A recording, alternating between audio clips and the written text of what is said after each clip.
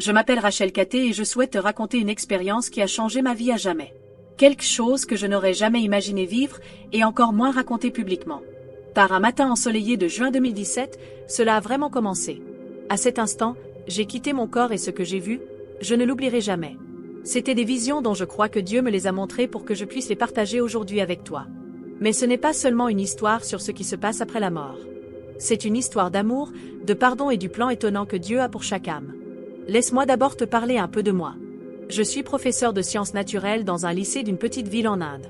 Pendant des années, j'ai enseigné la biologie, la chimie et les lois de la nature. Et j'étais une femme qui croyait fermement aux faits et aux preuves. J'ai grandi dans une famille chrétienne, et la foi tenait une place importante dans mon enfance. Mais plus je vieillissais, plus ma vie spirituelle passait à l'arrière-plan. Je croyais encore en Dieu, mais je ne me sentais plus vraiment connectée à lui. Je n'allais à l'église qu'aux grandes fêtes et je priais seulement lorsque la vie devenait difficile. Ce matin-là de juin commença comme tous les autres. J'enfilai mes chaussures de course, prête pour mon jogging habituel du samedi. Courir était mon moment à moi, pour libérer mon esprit et admirer la beauté de la création de Dieu. Le soleil brillait, les oiseaux chantaient, tout semblait paisible. Mais alors que je courais le long d'un chemin familier, un événement totalement inattendu survint.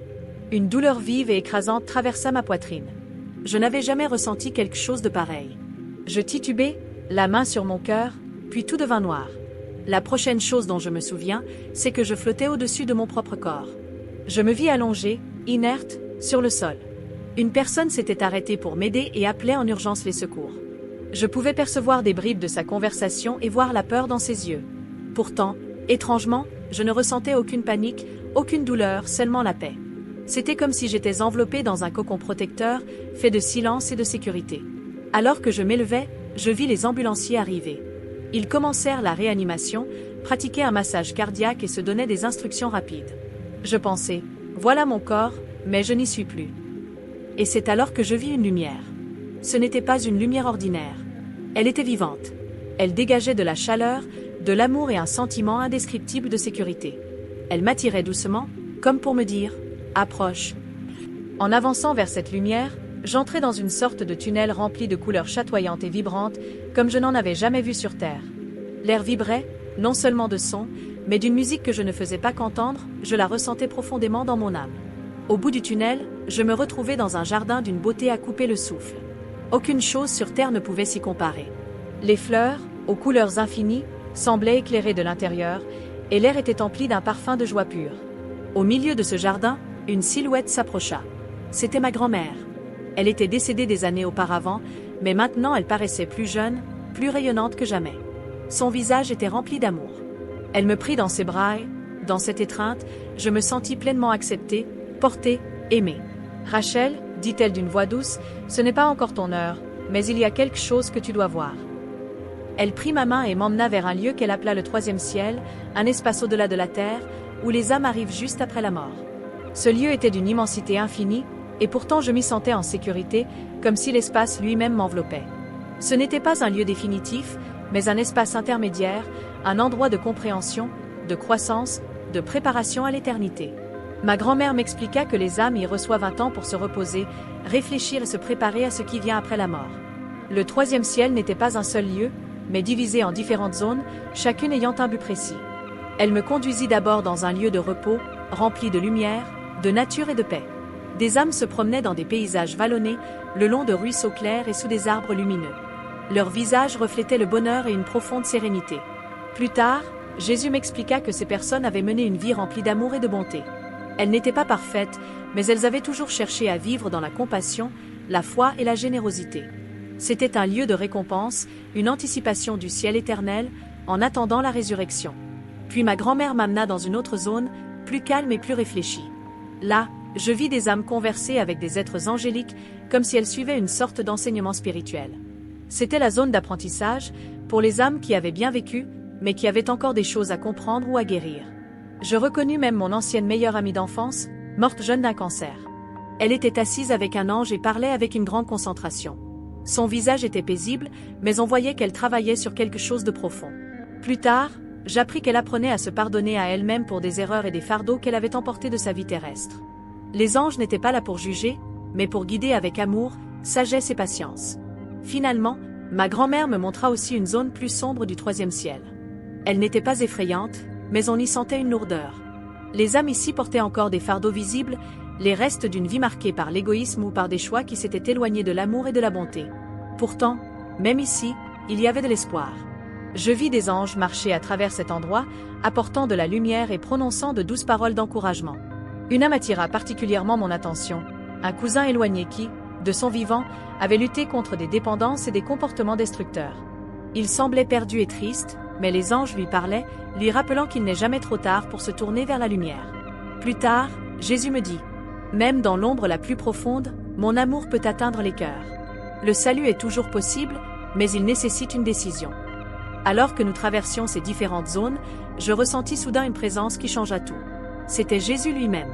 Lorsqu'il apparut, toute l'atmosphère se transforma. Son regard était rempli de compassion, d'amour et portait en même temps une profonde autorité.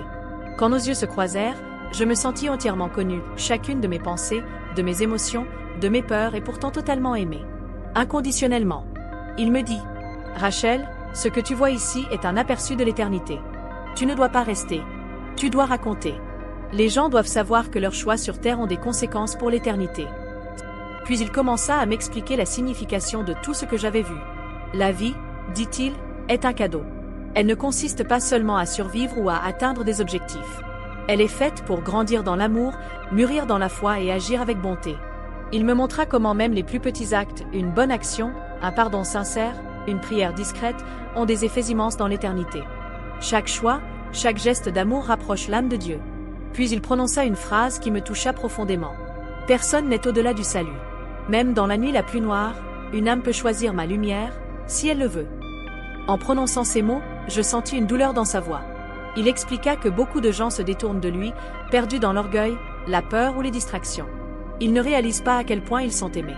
J'ai tout donné pour eux, mais ils doivent accepter mon cadeau. Alors il me montra la terre, vue comme depuis le ciel. Je vis des millions de personnes occupées, riant, se disputant, s'inquiétant. Mais plus profondément, je pouvais voir leurs âmes. Certaines brillaient d'une lumière éclatante, d'autres vacillaient faiblement. Ceux qui vivaient dans l'amour et la foi rayonnaient, et leur lumière touchait aussi les autres. Jésus m'expliqua. La lumière que tu vois, c'est mon esprit en eux. Ceux qui vivent avec moi rayonnent. Mais beaucoup se sont éloignés et leur lumière s'est affaiblie. Ils doivent savoir que je suis là, prêt à les remplir de mon amour, s'ils me cherchent seulement. Je compris alors que notre vie sur terre ne compte pas seulement pour l'instant présent. Elle façonne notre être éternel. Chaque décision compte. Chaque jour est une occasion de se rapprocher de Dieu ou de s'en éloigner. Malgré le poids de ce que j'avais vu, il y avait aussi un immense espoir. Jésus me montra de nouveau la zone d'apprentissage, où les âmes pouvaient encore grandir avec l'aide des anges, même après la mort. « Ma miséricorde ne s'arrête jamais, dit-il. Je guide quiconque se tourne vers moi. » Je vis aussi des âmes qui, sur terre, avaient beaucoup souffert, persécutions, pertes, maladies, et qui pourtant n'avaient jamais perdu la foi. Leur lumière était si forte qu'elle semblait illuminer tout le ciel. Jésus dit, « Dis à mon peuple que leur foi n'est pas vaine. Chaque épreuve qu'ils supportent pour moi sera récompensée. Je suis avec eux, même quand tout paraît sombre. » Alors que ma visite au 3e ciel touchait à sa fin, Jésus me regarda avec amour, mais aussi avec urgence. « Rachel, tu dois retourner. Ton heure n'est pas encore venue. Tu as une mission. Raconte ce que tu as vu. Rappelle aux gens que l'éternité est réelle et que mon amour est plus grand qu'ils ne peuvent l'imaginer. » Il posa ses mains sur mes épaules et une paix profonde m'envahit. « N'aie pas peur de dire la vérité. Certains te rejetteront, mais d'autres ont besoin exactement de ce message.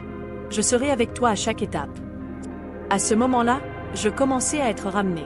La lumière s'estompa, les voix autour de moi devinrent plus fortes, le bruit d'un défibrillateur, les cris urgents des secouristes. J'ouvris les yeux. J'étais en vie. J'avais été cliniquement morte pendant plus de 5 minutes. Les médecins parlèrent de miracle médical, aucun dommage cérébral, aucune séquelle. Mais je savais que ce n'était pas un hasard. Dieu m'avait renvoyé avec une mission. Depuis, ma vie n'a plus jamais été la même. J'ai repris mon métier, mais je vois chaque personne différemment comme une âme profondément aimée de Dieu. Certains se moquent de mon histoire, d'autres sont touchés, mais je sais que je dois la partager. Si tu ne retiens qu'une chose de mon témoignage, que ce soit celle-ci. Tu es aimé plus que tu ne peux l'imaginer. Jésus t'attend plein d'amour, plein d'espérance et chaque jour, tu prends des décisions qui façonnent ton éternité. Merci d'avoir écouté mon histoire. Que Dieu te bénisse et t'accompagne sur ton chemin.